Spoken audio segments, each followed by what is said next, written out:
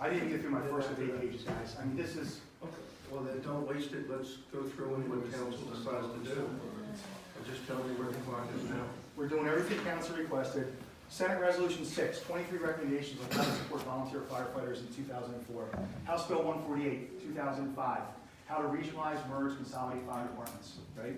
The DCED survey of 2007 asked for by the borough to the firehouse, recommendation to the borough, review SR 60 and House Resolution HR 148, those two bills that were done before, those resolutions. Review those by the borough, right? The DCED survey, commissioned by the borough, review those. The VFI survey of 2014, the first recommendation, consistent fire reporting, fire company did that. The second recommendation, no ordinance resolution designates fire providers per state statute. Third did that. The third one, which is real important here, this is a recommendation from 2014, commissioned by the borough, referenced in this proposal document by the borough, right? Formalize a service delivery statement which should indicate the type of services to be provided and the area to be covered, the delegation of authority to perform these services. This will also serve as a basis for development and implementation of a mission statement, vision statement, and development of annual goals, objectives, funding requests. Consistent with developing these documents and standard of response, cover for the George Clay Steam Fire Engine as a method to define service expectations for the community will accept. This will also serve as a benchmark to determine when and if career staff should ever be needed for firefighting services. That's 2014. 2018, 36 recommendations at the county level, right? Mostly county, we're talking about additional things that cost money, hose tests, pump tests, ladder tests, right? Legal review, educate managers and elected officials, establish standard of response cover. The 32 recommendation, local municipalities should have a defined ordinance or resolution who provides fire and emergency medical services, what the parameters of services a municipal commitment should be. That's what we talked about at that meeting, the budget meeting. SR 6, 2018, right? 27 recommendations. First one, recruit retention. Tax credits, living programs, low SAP, which is retirement for firefighters. Upper Mayor's $123,000 a line item for their people right now. Elected official training programs, what members want. Number 2, recruitment retention, tax credits, low SAP program. Number 3, minimum coverage, standard coverage regionalization. Number 6, regionalization, 4 municipalities to complete. Here's the important one. 16, municipal officials. Many local governments are not well versed in the needs of the fire and EMS providers, including critical support functions such as finance. Finance, that's our accountant that we don't want to have, that you don't want to pay for.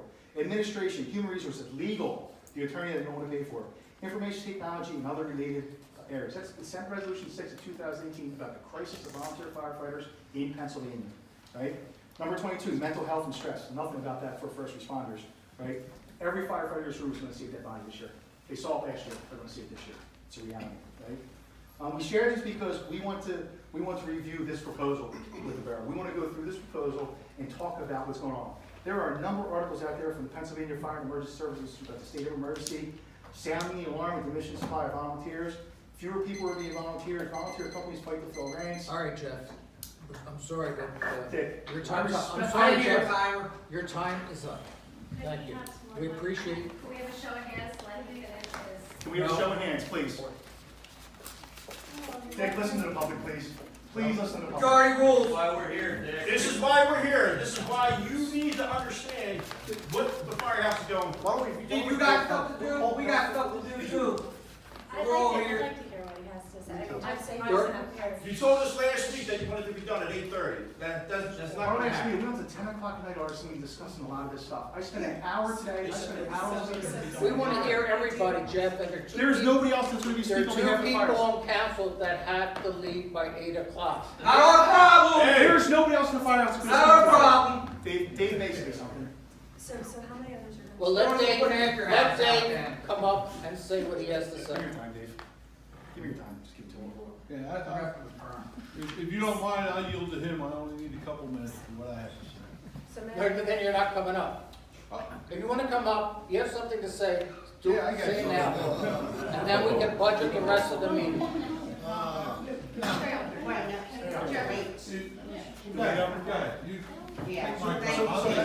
forget, we're the ones who voted you guys in. I mentioned Pennsylvania Fire and Emergency Services, right? I'm going to talk about an article from the Philadelphia Inquirer in 2017. Alarming situation. Volunteer fire companies fight shortage and crisis. Worcester Township, earned income tax credits. Whipping Township, tax credits. They built a new firehouse for $4 million to recruit and retain their members. So it's really sitting there by the chief to talk about that, right? December 18th, Philadelphia Inquirer. Upper Marion, Hired career firefighters to help its dwindling all volunteer forces. Others think it's a good model. Everything you see in here, in the inquiry at the state level, from the fire related, all talks about recruitment and retention. And I'm going to cover recruitment and retention, but we've been putting recruitment and retention in the budget for the last 10 years and nobody funds it. You don't want to fund it. This is what I get for recruitment and retention on an annual basis. A $50 jacket is what I get. And somebody pays for me to have a meal at a banquet. So I don't have to pay for my ticket so I can recognize 40 years of service. Who's coming on 40 years, somebody said? Hot dogs, come on. So I have to recognize 40 years of service for Dave Martin for being the chief of this company. I don't have to buy that quick. I don't have to buy that ticket. I want to talk about the proposal now. I want to get into, when I say I, I'm speaking on behalf of the fire company. I need to say wait. I'm sorry, I just get tied up in stuff like that, right? There was multiple comments made multiple times throughout the process about the fiduciary responsibility. This is not about money. This is about the fire service and it being here going forward. And when I keep talking about what we get through here, and what I talked about in Senate Resolution 6, and how House Bill 1, oh, it's up. There's nothing in there about cutting budgets. It's all about what are you going to do to retain the volunteer firefighters? What are you going to do to keep these people coming out and provide that service? And that's what the borough needs to start looking at. If you don't look at that, it's going to go away. It's going to be gone. And I'm going to share what the other municipalities in the area are doing to do that. To talk about a we're cutting you $15,000, right? So we had a pancake breakfast for Santa up there at Christmas, right? We made almost $1,000, $800,000.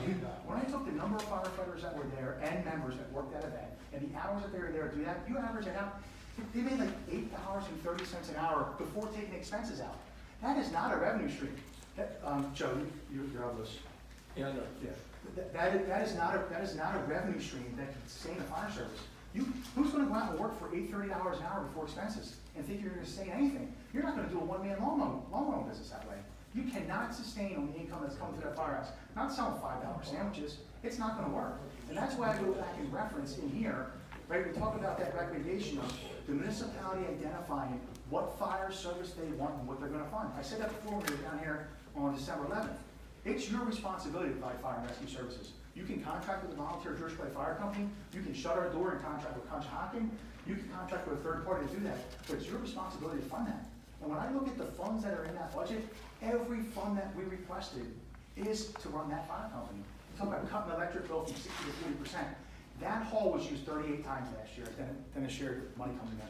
We raised $5,000 to $10,000 on every dollar went back into that organization. That book is audited every year, and it goes into our financial statement so you can see how much money's in there. There is no revenue stream coming into that firehouse, right?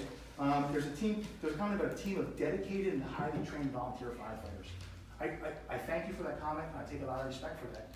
Give me respect and let me speak to you and tell you why those highly trained individuals know what they're doing. We know what we're doing when we fight fires and perform rescues. Speak to us. You didn't speak to us once throughout the year about the budget. You didn't ask us one question, not one question about the firefighter, about the equipment that we have or that we need, the training that we completed, the health and safety of our membership. The health and safety of our membership you didn't ask us about. Not recruitment and retention, not once. You didn't fund recruitment and retention, right? The time commitment with our volunteers, the hour that I spent working on this presentation today, the hour that I spent with John Fink on Saturday, the 3 hours that we spent at our company meeting. I was here December 5th at the budget workshop meeting. I was here December 11th at the public meeting. I was here December 18th at the public safety meeting. I'm here tonight.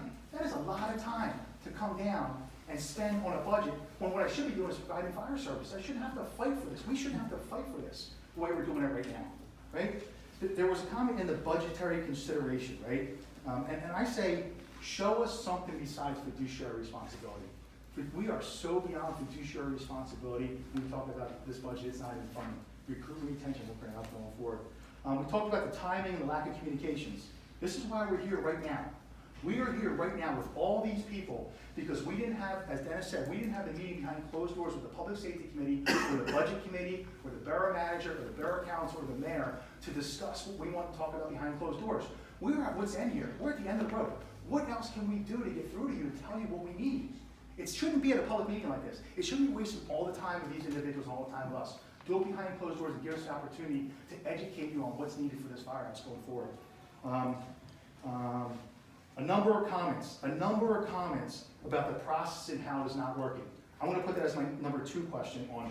I want the specific one. I need to know what those comments are about what's not working, right? Because we were doing everything that council asked us to do before that. Finances, fire calls, everything we were doing. The comment was, additionally, there's a sense of mistrust on both sides of the negotiating table, due in large part to a lack of clear policies and procedures that led to misunderstandings and unmet expectations. There were no misunderstandings. That's read right from the postal. There were no misunderstandings in the firehouse. Again, we were doing exactly what we were asked to do. We asked for meetings to come down and discuss that, and we didn't get those meetings. And now we have to be here at a public forum doing this right now. Do you think I want to be doing this? Do you think this is enjoyable for me? Do you think it's enjoyable for the firehouse? Again,